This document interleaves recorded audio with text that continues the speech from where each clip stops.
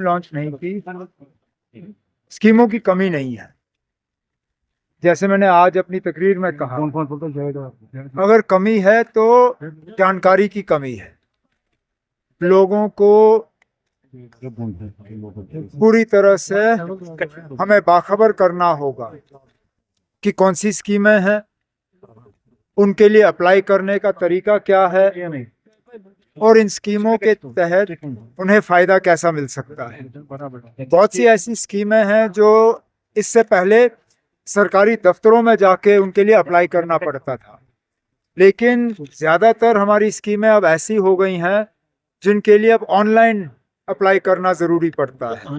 तो इस सिलसिले में समाजी बहबूद महकमे की तरफ से ये कोशिश है कि तमाम स्कीमों की जानकारी जो है जम्मू कश्मीर के हर उस बाशिंदे तक पहुंचा दिया जाए जिनको कहीं ना कहीं इस स्कीम की जरूरत पड़ेगी। सर, महबूबा मुफ्ती ने आज प्रोटेस्ट किया है जो जेल्स में। किस चीज में? महबूबा मुफ्ती ने प्रोटेस्ट किया है जो ठीक किया। ये हम सब इस चीज से जो है परेशान हैं, लेकिन यहाँ श्रीनगर में करके उसका कुछ नहीं हुआ।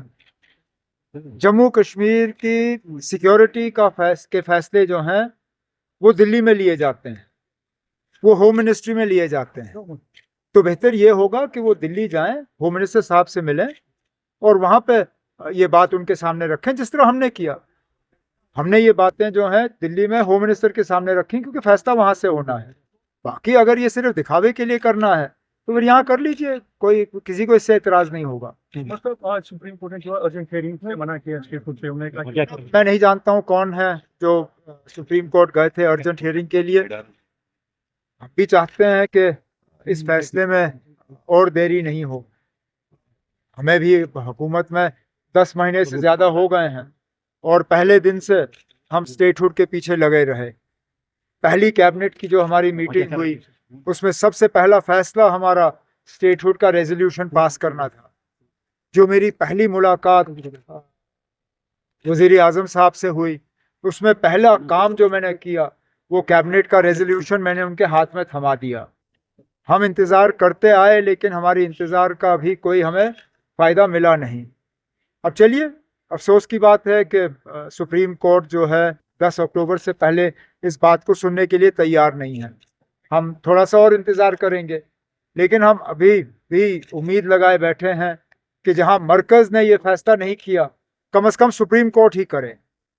अगर हम बिना सुप्रीम कोर्ट के इलेक्शन का वो जो हुक्म आया था, अगर वो हुक्म हमें नहीं मिला होता, शायद ही मैं आज यहाँ वजीर आला की हैसियत से आपसे बात कर रहा होता। जम्मू कश्मीर में इलेक्शन तभी मुमकिन हुए जब सुप्रीम कोर्ट ने इस पे वक्त की जो है पाबंदी लगाई। बदकिस्मती से स्टेटहुड पे सुप्रीम कोर्ट ने वक्त की पाबंदी नहीं लगाई थी, इसलिए हमें इतना जो है घसीटा जा रहा है। अब मैं उम्मीद करता हूं कि 10 अक्टूबर के बाद जब ये मामला सुप्रीम कोर्ट के सामने आएगा तो इस पे वक्त की सीमा लगेगी और फटाफट हमें दोबारा रियासत का दर्जा वापस मिलेगा।